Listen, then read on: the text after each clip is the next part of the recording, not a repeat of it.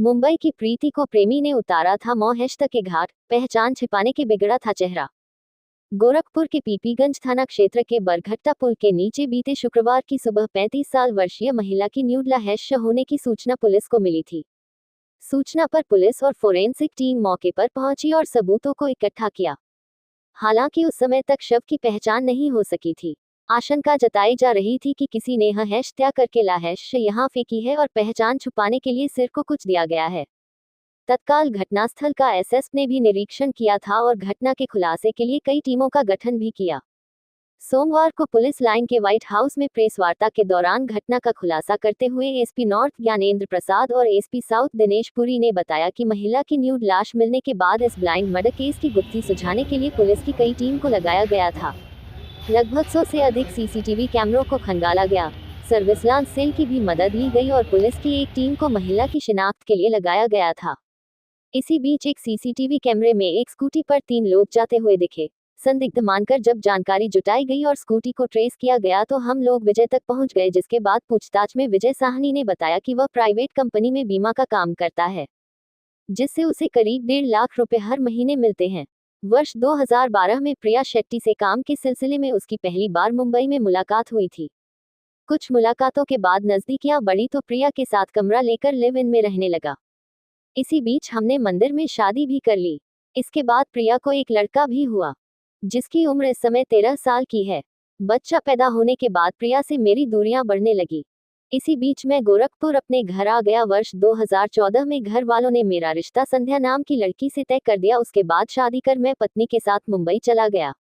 1 साल बाद इंस्टाग्राम के जरिए प्रिया से फिर मेरा संपर्क हुआ और हमारी मुलाकात होने लगी। इसी बीच पत्नी और घर वालों को भी मेरे और प्रिया के रिश्ते के बारे में पता चल गया। प्रिया भी मुझे घर ले जाने का दबाव बनाने लगी और कहा कि अगर घर नहीं ले जाओगे तो तुम्हारे गांव जाकर हंगामा कर दूंगी। 26 जनवरी को अपनी पत्नी संध्या और प्रेमिका प्रिया शेट्टी को लेकर मैं गोरखपुर पहुंच यहां 2 दिन होटल में रुक यहां रामगढ़ ताल गोरखनाथ की सैर भी की। इस दौरान पत्नी और प्रेमिका के साथ खूब सारा पार्टी भी किया गया। प्रिया बहुत अधिक शराब पी लेती थी।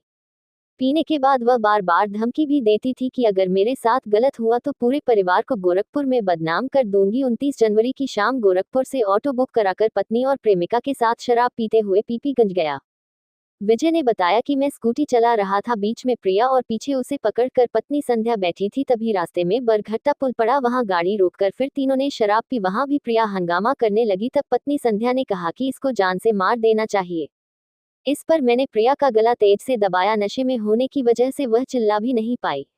हत्या करने के बाद पत्नी के साथ मिलकर उसकी लाश पुल के 20 फीट नीचे ले जाकर पहचान छुपाने के लिए चेहरा कुछ कर फेंक दिया और कपड़े निकाल कर न्यूड कर दिया। अगले दिन सुबह नाई के पास जाकर बाल और दाढ़ी कटवाया ताकि पहचान ना होने पाए। पत्नी ने भी अपने कपड़े नदी में फेंक दिए थे। एसपी नॉर्थ ने बताया कि यह एक ब्लाइंड मर्डर केस था, जिसका पुलिस ने सफलतापूर्वक अनावरण करते हुए असली गुनहगारों को जेल की सलाखों के पीछे पहुंचा दिया है। देखिए, आप लोग जैसा विदित है कि 30 जनवरी की सुबह थाना पीपीगंज अंतर्गत एक महिला की डेड बॉडी मिली थी और उस केस का आज खुलासा किया गया है। इसके अभियुक्तों की गिरफ्तारी की गई है। घटना में जो भी वाहन प्रयुक्त हुआ था उसकी बरामदगी भी की गई। सर, क्या कुछ किस तरीके से हत्या को अंजाम दिया गया था? घटनाक्रम क्या था? ये पुलिस के लिए बहुत चुनौतीपूर्ण घटना थी। ब्लाइंड केस, एकदम ब्लाइंड केस था।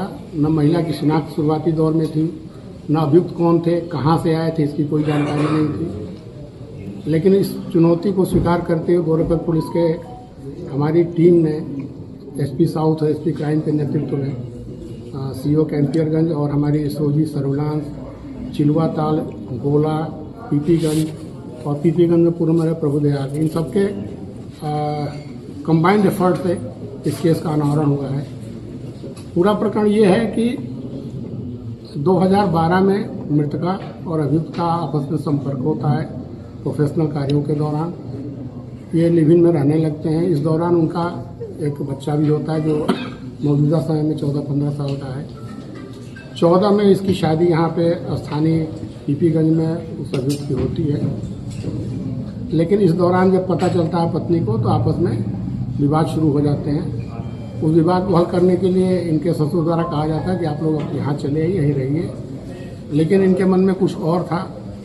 उसके बाद ये 2-3 दिन पहले घटना से यहाँ पे आते हैं गोरखपुर, स्टेशन पे रुकते हैं, होटलों में रुकते हैं, मंदिरों में घूमते हैं, फिर शाम को ये पीपीगंज में ऑटो से जाते हैं।